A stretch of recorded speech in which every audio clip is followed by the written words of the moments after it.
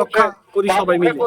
আর আরেকটা কথা হচ্ছে, আমরা বারবারই একটা কথাই বলতেছি, কোন রাজনৈতিক ব্যানারে এখানে আমাদের অবস্থান না, কিন্তু নদীবাদের পক্ষে সবার অবস্থান।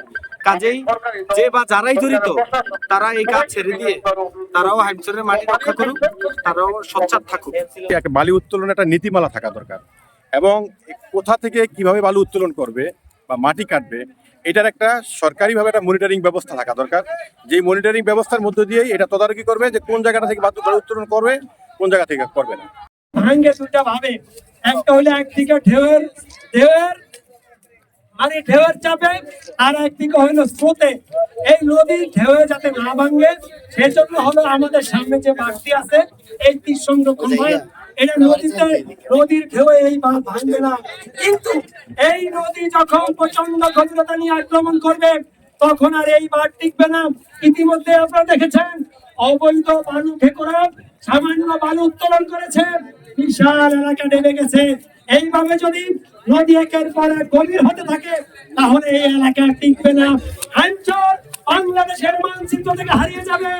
আমরা চাই না হাইমচর উপজেলার 6টি ইউনিয়ন ইতিমধ্যেই সর্বরবি, নীলকমল, হাইমচর, উত্তর আলগি এবং দক্ষিণ আলগির বেশ কিছু অংশ নদীর গর্ভে বিলীন হয়ে গেছে।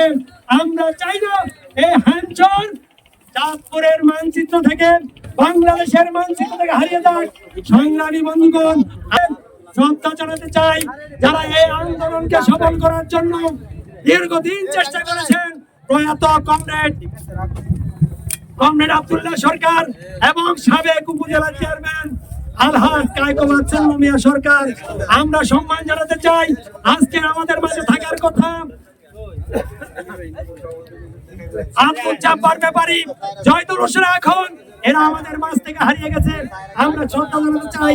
সংগ্রামী বন্ধুগণ, 1988 সালে আব্দুল্লাহ সরকারের নেতৃত্বে হাইমচরের হাজার হাজার মানুষ যখন জাতীয় প্রেসক্লাব অনুসরণ করেছে, তখন এলাকার একজন মানুষ বঙ্গবন্ধুর হাত থেকে হাইমচরকে রক্ষা করা সম্ভব না। সেদিন তিনি যুক্তি উপস্থাপন করেছিলেন বাংলাদেশের নদীকে শাসন করা সম্ভব, কারণ আপনারা জানেন সেই হোয়াংহো নদী চীনের দুঃখ ছিল, কিন্তু আজকে চীনের আশীর্বাদ হোয়াংহো নদী। সিঙ্গাপুর শহর সমুদ্রের মাঝখানে, সেই শহরকে রক্ষা করা হয়েছে। নেদারল্যান্ড যার কোনো ভূমি ছিল না, সেই ভূমিকে রক্ষা করা হয়েছে।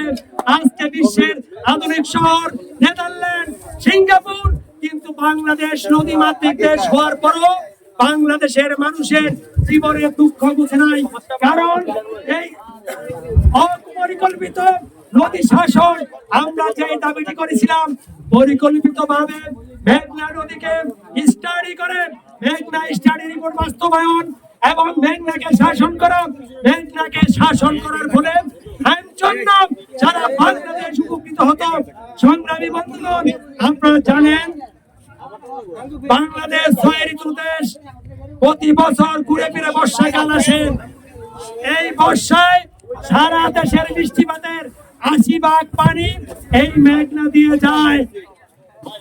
এই পানির সাথে সারা অঞ্চলের বালি, পানি, কাকর এগুলো পড়তে থাকে। আরো আপনারা জানেন বাংলাদেশের এই নদীগুলি বাংলাদেশের সৃষ্টি নয়। এই বাংলাদেশের নদীগুলি ভারত থেকে 54টা নদী এবং বার্মা থেকে 3টা নদী, মোট 57টা নদী বাংলাদেশে প্রবেশ করেছে। এই 57টা নদী বাংলাদেশের হাজার হাজার নদীতে ধারণ করেছে। বাংলাদেশের যে প্রধান নদীগুলি ধরা হয় পদ্মা, মেঘনা, যমুনা, এইভাবে যদি আমরা ধরি তাহলে মেঘনা একটা প্রধান নদী, যার ভিতর দিয়ে 80% পানি বঙ্গোপসাগরে পতিত হয়। তাহলে এই নদীকে যদি পরিকল্পিতভাবে ব্যবস্থা নেওয়া না হয়, শাসন করা না হয়, তাহলে একের পর এক এই নদী ভাঙতে থাকবে, 2 কূল ভাঙবে। আজকে আপনারা জানেন এই নদী ভাঙার পরে দীর্ঘ 30-35 বছরে বাংলাদেশের বিভিন্ন অঞ্চলে মানবতার জীবন যাপন করছে অঞ্চলের মানুষ, হাজার হাজার মানুষ অঞ্চল থেকে উচ্ছেদ হয়ে গেছে। আমরা চাই না এই অন্যায় এবং অবৈধভাবে নদীকে বালু উত্তোলনের ফলে আরো শত শত মানুষ হাইমচর থেকে চলে যাক, হাইমচরের মানচিত্র হারিয়ে যাক। তার বিরুদ্ধে ভাই মাঝখানে তো 3 কিলোমিটার কাটছে, মাঝখানে শর্টটা দেখা যাচ্ছে না, 3 কিলোমিটার কাটতে হয়ে গেছে। আমরা এই হামচর যদি হারিয়ে যায় তাহলে এই মানুষগুলি কোথায় যাবে? সংগ্রামী বন্ধুগণ, আপনারা জানেন যে এই কথাটি আমরা বলেছিলাম, চাঁদপুরের দক্ষিণ দিকে এক প্রতি চর পড়েছে। এই চরগুলি পানি বিশেষজ্ঞদের মাধ্যমে সঠিক তদন্ত করে এবং সেখানে সার্ভে করে যদি এই পানিগুলি এই চরগুলি অপসারণ করা না হয় তাহলে এই মেঘনা ভাঙতে থাকবে, এদেশের মানুষ হারিয়ে যাবে। তাই আগামী দিনে এই মানুষগুলিকে রক্ষার জন্য, এই নদীকে রক্ষার জন্য, বাংলাদেশকে রক্ষার জন্য এই নদীকে শাসন করা দরকার। এই নদী না বাঁচলে বাংলাদেশ বাঁচবে না। কারণ আপনারা জানেন নদী মাতৃক বাংলাদেশ, নদী বাংলাদেশের মা। এই মা কখনো তার সন্তানকে ক্ষতিগ্রস্ত করতে পারে না। সেই মা যদি অসুস্থ না হয় তাহলে আজকে এই নদী অসুস্থ, এই নদী সঠিক চিকিৎসা দরকার। এই চিকিৎসার মাধ্যমে মেঘনা নদীকে শাসন করে আগামী দিনে পরিকল্পিতভাবে মেঘনা স্টাডি রিপোর্ট বাস্তবায়নের মধ্য দিয়ে আমরা স্টাডি রিপোর্ট বাস্তবায়নের মধ্য দিয়ে যে হাইনসরকে রক্ষা, নদীকে রক্ষার যে আবেদন, এই আবেদন জানিয়ে আমরা আমাদের মানববন্ধনের এই বক্তব্য এখানেই শেষ করব।